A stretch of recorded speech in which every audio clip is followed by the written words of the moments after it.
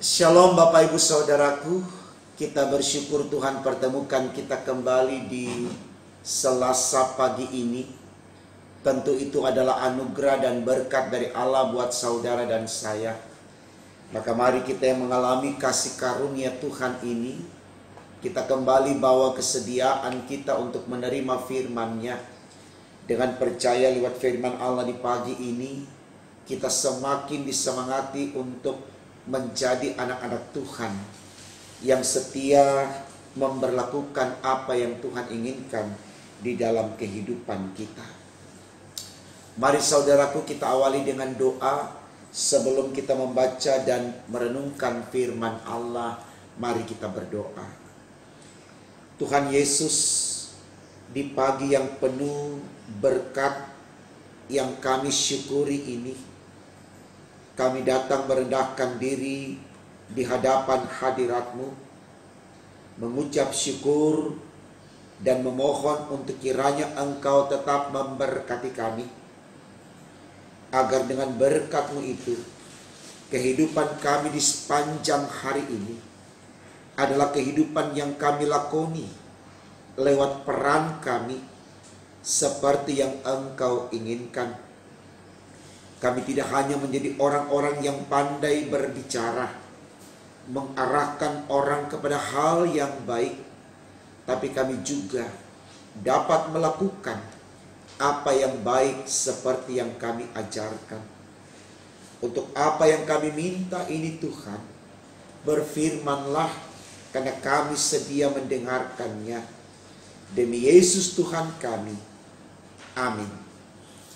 Saudaraku, bacaan Alkitab kita di Selasa pagi ini terambil dari kitab Injil Matius pasal 23 ayat 1 hingga 4. Bagian Alkitab ini dibacakan demikian. Maka berkatalah Yesus kepada orang banyak dan kepada murid-muridnya. Katanya, ahli-ahli Taurat dan orang-orang Farisi telah menduduki kursi Musa. Sebab itu turutilah dan lakukanlah segala sesuatu yang mereka ajarkan kepadamu. Tetapi janganlah kamu turuti perbuatan-perbuatan mereka, karena mereka mengajarkannya tetapi tidak melakukannya. Mereka mengikat beban-beban berat lalu meletakkannya di atas bahu orang, tetapi mereka sendiri tidak mau menyentuhnya. Saudaraku, tema renungan kita di Selasa pagi ini dituliskan demikian dalam Sabda Bina Umat, menghidupi ajaran kebenaran. Menghidupi ajaran kebenaran. Nah, saudaraku, kalau kita berangkat dari tema yang disebutkan tadi, yaitu menghidupi ajaran kebenaran, maka yang harus terjadi kepada manusia dalam proses pembelajaran tentunya lewat kehidupan yang ditapaki dari waktu ke waktu, itu tidak hanya pandai berucap, tidak hanya bisa dalam batasan mengajar, tetapi dalam ucapan atau di proses pengajaran itu, manusia tersebut juga harus bisa memberikan teladan, menjadi motivator, menjadi sosok yang benar-benar bisa menjadi sarana di mana orang lain juga termotivasi untuk melakukan apa yang diajarkan. Ya, istilah kata orang pintar bilang seperti ada pepatah yang berbunyi, tong kosong nyaring bunyinya. Ya, artinya orang ini hanya pintar berbicara, tetapi muatannya kosong. Muatannya kosong dalam artian dia tidak merefleksikan apa yang dia ajarkan. Nah, saya pikir ini baik sekali saudaraku, karena ternyata Allah tidak menginginkan hal-hal yang demikian. Nah, itu yang disoroti oleh kitab Injil Matius dalam bacaan kita hari ini, khususnya dari Yesus sendiri. Kalau kita baca judul bacaan kita, di situ dikatakan Yesus mengecam ahli-ahli Taurat. Nah, karena ahli-ahli Taurat ini dia menjadi orang-orang seperti yang disebutkan di awal khotbah tadi. Sangat pandai mengajar, ya, memberikan pesan-pesan yang muatannya memiliki kekuatan spiritual, memiliki kekuatan sosial, tetapi mereka sendiri tidak menjadi pelaku dari apa yang diajarkan itu tadi. Dan bagi Yesus ini bukan sosok teladan yang bisa diteladani. Makanya di konteks di mana Yesus berada di bacaan kita, dia mengumpulkan orang banyak, ya, termasuk murid-muridnya, untuk menerima ajaran dari orang-orang Farisi yang tadi saya katakan muatannya memiliki nilai-nilai spiritual, nilai-nilai sosial, artinya mengarahkan orang untuk memiliki mental dan moral yang baik selain iman, itu baik. Tapi jangan contohi perilaku mereka yang sangat kontradiktif atau bertolak belakang dari apa yang diajarkan dengan apa yang dilakukan. Ya. Ini jelas sekali saudaraku, kita lihat ayatnya yang ketiga, ya. Sebab itu turutilah dan lakukanlah segala sesuatu yang mereka ajarkan kepadamu. Tetapi janganlah kamu turuti perbuatan-perbuatan mereka. Karena mereka mengajarkannya tetapi tidak melakukannya. Ya. Nah, menurut Yesus, orang-orang seperti ini, ya, hanya mau meletakkan beban di pundak orang, tapi dia sendiri tidak mau memikul beban itu. Artinya dia tidak bersedia untuk merefleksikan kehidupan seperti yang dia ajarkan. Tegas sekali juga ini dikatakan dalam bacaan kita, ya, di ayatnya yang ke-4 dikatakan begini, mereka mengikat beban-beban berat lalu meletakkannya di atas bahu orang, tetapi mereka sendiri tidak mau menyentuhnya. Ya. Jadi dalam konteks ini saudaraku, mereka hanya mengajar tapi tidak memberikan teladan. Ya. Dan kalau para pengajar, ya, kita katakan sajalah di dunia pendidikan, hanya pandai mengajar tetapi nampak sekali mental moralnya itu bobrok, katakan demikian. Ini tidak baik untuk anak-anak yang dia didik. Misalkan seorang guru, dia mengajar muridnya untuk tidak mabuk-mabukan, tapi dia sendiri dalam kenyataannya di luar dari proses pembelajaran di sekolah mabuk-mabukan. Ya. Atau mungkin bisa saja dia datang mengajarkan hal-hal yang baik dalam kondisi sedang mabuk, gitu. Jadi ajarannya tidak salah. Itu yang ditegaskan Yesus, terima ajaran itu karena itu baik. Tetapi jangan lihat perilakunya. Karena apa yang dia lakukan tidak sesuai dengan apa yang dia ajarkan. Ya. Jadi saya pikir ini baik juga saudaraku, ya, untuk konteks bergereja. Ya. Ya, saya berharap ini menjadi sarana koreksi untuk kita semua, antara pendeta, penatua, diaken, bahkan seluruh jemaat. Ya. Ketika kita hadir dalam sebuah ibadah, tentu di sana ada firman yang kita terima. Dan itu disampaikan oleh orang-orang yang ditugaskan oleh Allah untuk menyampaikannya. Ya, harapannya di sini saudaraku, Mari kita terima firman itu siapapun yang menyampaikannya. Persoalan si pemberita firman itu kemudian tidak melakukan apa yang diajarkan, itu urusan dia dengan Tuhan. Jangan kita menjadi Tuhan untuk dia. Jangan kita mengklaim dan memvonis dia.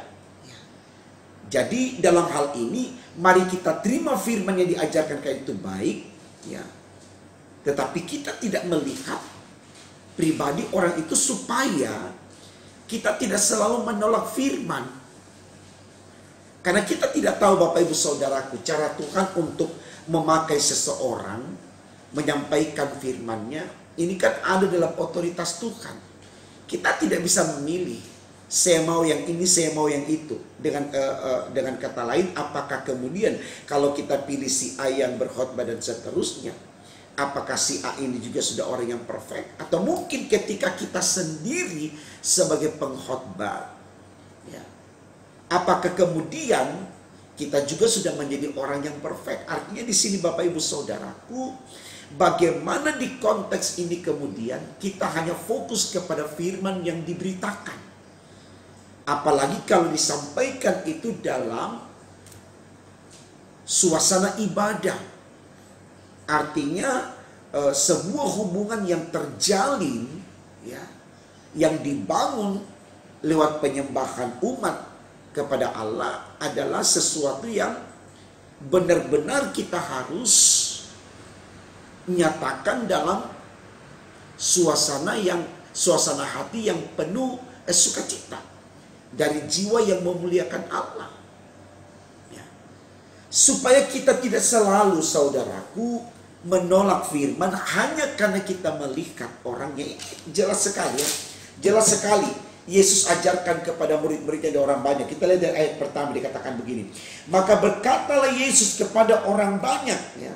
Jadi ini orang banyak di luar dari murid-murid. Dan kepada murid-muridnya. Murid-muridnya itu saya dan Bapak Ibu. Katanya, ahli-ahli Taurat dan orang-orang Farisi telah menduduki kursi Musa. Ya. Sebab itu turutilah dan lakukanlah segala sesuatu yang mereka ajarkan kepadamu. Jadi ketika orang sudah ada pada posisi diurapi, ya, kita tahu Musa adalah sosok yang diurapi oleh Tuhan, dipakai oleh Tuhan di tengah kelebihan dan kekurangannya. Ya. Lalu kemudian orang-orang Farisi mengambil itu karena pada konteksnya orang-orang Farisi merasa dia orang-orang yang terdepan dalam kehidupan bermasyarakat, orang-orang yang pintar, kaum intelektual dan seterusnya, ya, sehingga mereka mengambil alih posisi itu. Di sini Tuhan katakan, ya udah, biarkan mereka ada di posisi itu karena mereka pintar dan pandai sekali mengajar, ya. Walaupun pada kenyataannya apa yang diajarkan tidak dia lakukan. Jadi mari kita bijak melihat persoalan ini. Kata Yesus di situ kepada orang banyak dan murid-muridnya, yaitu terima pengajarannya karena itu baik, tetapi jangan contohi kelakuannya. Ya, itu jelas sekali. Tetapi janganlah kamu menuruti perbuatan-perbuatan mereka, karena mereka mengajarkannya tetapi tidak melakukannya. Ya. Jadi mau dikatakan di sini Bapak Ibu Saudaraku, kita tidak punya kuasa untuk menvonis, ya, orang-orang yang memberitakan firman hanya karena firman itu dia tidak lakukan. Yang ada pada kita adalah hanya melihat firman, fokus kepada firman. Karena setiap orang yang memberitakan firman pasti dia sosok yang tidak sempurna. Mau dia dokter, mau dia master, mau dia sarjana, mau dia diurapi di Sungai Yordan dan segala macam, ya. Dia sudah kursus ini, kursus itu, tetap, ya. Supaya kita tidak selalu mencoba untuk, ya, untuk menolak firman hanya karena kita selalu mau bawa firman itu disejajarkan dengan kehidupan orang itu. Setiap orang punya kelebihan dan kekurangan. Nah, ketika kita ketemukan kekurangan orang tersebut, selalu menjadi alasan bagi kita untuk tidak mau mendengarkan firman dari dia. Yang rugi tentu kita, Bapak Ibu Saudaraku. Kenapa? Bisakah kita bayangkan kalau semua orang karena punya kekurangan lalu kita menolak firman? Kapan firman mengajar kita? Kapan firman membantu kita untuk mengerti? Ya, nah, ini hidup yang baik dan ini hidup yang tidak baik. Kalau selalu kita melihat, ya, sosok yang menyampaikan firman. Bapak ibu saudaraku, pendeta dipanggil oleh Allah untuk memberitakan firman Allah bukan karena dia sudah perfect, bukan karena dia sudah sempurna. Sehingga kalau bapak ibu mau memilih pendeta yang sempurna, itu nonsen. Ya. Plus minusnya pasti ada. Tetapi marilah kita pahami bahwa apa yang disampaikan oleh pendeta itu atau penatua diaken dalam ibadah-ibadah rutin di sektor atau apapun, itu firman Allah, terima itu. Ya. Soal dia tidak melakukan firman yang disampaikan, itu urusan dia dengan Allah. Jangan kita menjadi Tuhan untuk dia. Kita menggeruti, kamu saja tidak lakukan itu, kamu bicara begini. Itu urusan dia. Sekarang bagaimana urusan kita dengan firman yang disampaikan? Sudahkah kita melakukannya? Kita sudah mengvonis orang, sementara kita sendiri tidak melakukan. Dosanya udah double, Bapak Ibu Saudaraku. Mari kita bijak dalam hal ini. Ya, artinya hal spiritual, hal iman, hal membangun hubungan dengan Allah itu personal sifatnya. Pendeta itu tidak bisa mewakili kita, atau penatua diaken itu tidak bisa mewakili kita. Begitu juga jemaat tidak bisa mewakili pendeta atau penatua diaken.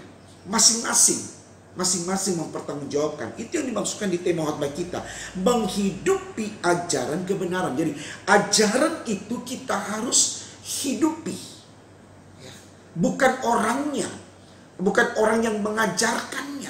Karena orang yang mengajarkannya juga diperhadapkan sama seperti yang mendengarkan. Artinya apa yang diajarkan dia juga harus melakukan. Gitu. Jadi si pembicara ini atau si pelayan ini juga ada dalam konteks yang sama, berusaha apa yang diajarkan untuk dilakukan. Karena pada akhirnya dia juga akan mempertanggungjawabkan kepada Allah. Jadi tidak kemudian menjadi ukuran saudaraku kalau dia sudah menjadi pengkhotbah dia sudah baik. Tidak. Jadi firman ini yang disampaikan oleh para pendeta ini saudaraku, itu kena mengena juga untuk dirinya. Jadi jangan jemaat merasa hanya dia dikhotbahi, tidak. Pendeta itu juga sedang mengkhotbahi dirinya. Dia mau sadari atau tidak, dia juga akan mempertanggungjawabkan khotbah itu kepada Allah. Sudahkah engkau lakukan ketika engkau mengajar jemaat untuk jangan mencuri? Apakah engkau juga sudah tidak mencuri? Kalau dia masih mencuri, tetap dia akan mempertanggungjawabkan di hadapan Allah. Tapi catatan sekali lagi, jangan kita yang menjadi Tuhan untuk hamba Tuhan itu. Karena belum tentu kita lebih baik daripada hamba Tuhan itu. Masing-masing jaga hati kita, jaga jiwa kita, jaga pikiran kita, jaga perasaan kita. Masing-masing kita akan bawa di hadapan Allah.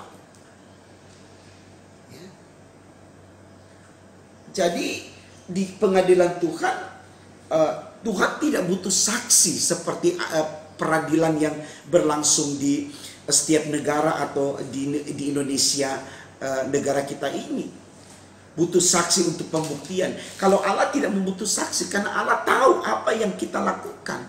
Kita mau berdalih seperti apapun, Allah tahu. Ya. Ibarat kata Allah itu merekam dari A sampai Z kehidupan kita, dari lahir sampai mati. Firman Tuhan sudah katakan, sejak dari kandungan ibumu aku sudah membentuk engkau. Jadi ini baik sekali Bapak Ibu Saudaraku. Karena seringkali warga gereja, ya, entah dia pendeta, penatua, diaken atau jemaat apalagi, ya, selalu beralasan tidak mau ke gereja karena tidak suka dengan pengkhotbahnya. Ya. Tuhan tidak benarkan itu. Tuhan katakan, dengarkan apa yang dia katakan, jangan ikuti apa yang dia lakukan. Tegas sekali Bapak Ibu Saudaraku. Dan tema khotbah kita katakan, hidupi, beri nafas atas ajaran itu, bukan orang itu. Karena orang itu adalah sosok yang juga harus bertanggung jawab di hadapan Allah. Ya, jadi jelas, sangat jelas sekali saudaraku. Ya. Jangan menolak firman hanya karena kita tidak suka dengan yang memberitakannya. Biarkan dosanya dia dengan dosanya dia. Ya, bagaimana kita prepare diri kita sendiri supaya kita terhindar dari kebiasaan si pengkhotbah yang jahat ini katakan demikian. Ya, jangan justru kita yang mencoba untuk merasa aku masih lebih baik daripada pengkhotbah itu. Jangan. Ya, akhirnya kita jadi sombong rohani. Ya, kita merasa bahwa kita lebih perfect dari orang lain. Tuhan tidak suka. Ya. Nyatakanlah kesalehan itu dalam sebuah kerelaan untuk bisa menerima orang lain di tengah kelebihan dan kekurangannya. Ya. Jadi yang lari-lari dari ibadah karena tidak suka dengan pengkhotbahnya dan seterusnya, kembali. Tuhan tidak benarkan itu, Bapak Ibu Saudaraku. Kembali, ya. Sampai ada yang bilang, nanti kalau pendeta itu pindah baru saya masuk gereja lagi. Ya, persoalannya kalau kita sampai di pendeta itu pindah, kalau sebelum pendeta itu pindah kita sudah datang ke Tuhan, apakah kita mau kasih alasan ke Tuhan, Tuhan saya tidak ke gereja karena saya tidak suka dengan pendetanya, saya tidak suka dengan penatua diaken yang menjabat di periode itu. Ya, apakah kira-kira Tuhan benarkan kita? Tidak, saudara. Ya. Kita harus siap menerima kelebihan dan kekurangan orang lain. Bukan untuk diintimidasi, bukan untuk divonis, diklaim. Karena sesungguhnya kita semua juga masih dalam proses pembelajaran untuk saling mematangkan diri kami satu dengan yang lain. Mari saudaraku, sebelum terlambat kembali menerima persekutuan dengan Tuhan dalam ibadah-ibadah. Bersedialah menerima firman Allah lewat ibadah YouTube, live streaming, video streaming, ataupun ibadah tatap muka. Lakukan semuanya dari hati yang memuliakan Allah.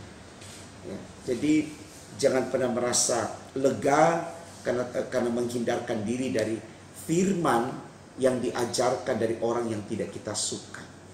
Ya.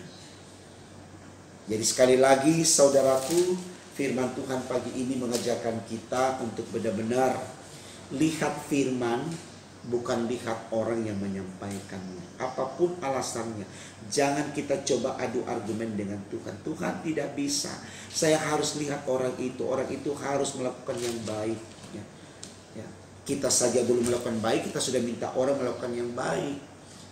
Bisa saja saudaraku, lewat jemaat pengkhotbah itu menjadi baik. Kenapa tidak gitu loh? Kan kita diberkati Tuhan.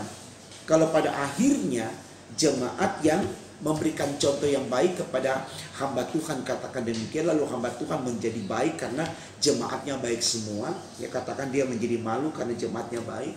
Wow, itu nilai plus dari Tuhan untuk jemaat tersebut. Ketimbang jemaat bertahan dengan egonya, merasa paling baik sehingga tidak layak ada di antara pengkhotbah yang menurutnya tidak baik. Jangan. Itu namanya kita sombong rohani.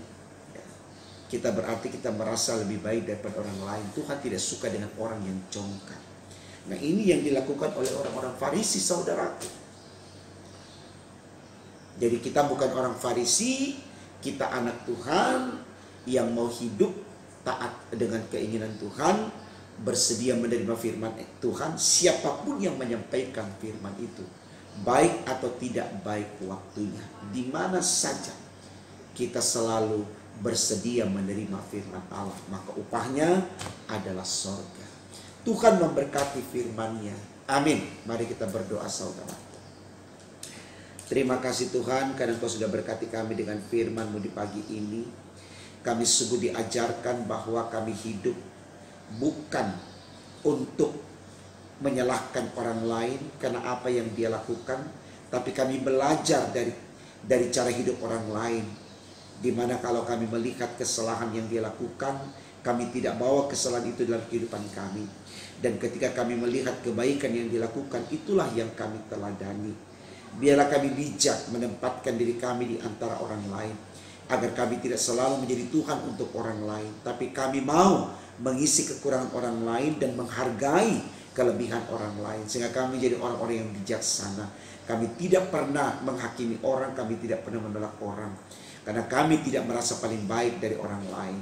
Tolong kami terus Tuhan, berkati kami terus. Khususnya untuk jemaat-Mu, anak-anak Tuhan yang sampai saat ini masih lari dari pelayanan dan ibadah karena merasa tidak pantas ada di antara orang lain. Sadarkan bahwa dia diutus di tengah-tengah orang yang tidak ia sekata dengannya, bukan kebetulan, tapi menjadi satu pembelajaran baginya untuk mematangkan dirinya. Inilah fenomena hidup yang harus dia hadapi, sehingga dia tidak harus membedakan satu dengan yang lain, tapi dengan situasi yang terjadi justru menjadi semangat baik baginya untuk memberikan keteladanan yang baik, sehingga lewatnya kehidupan orang lain menjadi lebih baik, dan itu berkat sempurna yang akan kami dapatkan. Terima kasih Tuhan. Pimpin kami hari ini demi untuk kemuliaan nama-Mu. Di dalam nama Tuhan Yesus kami sudah berdoa kepada Bapa di sorga. Haleluya, puji Tuhan. Amin.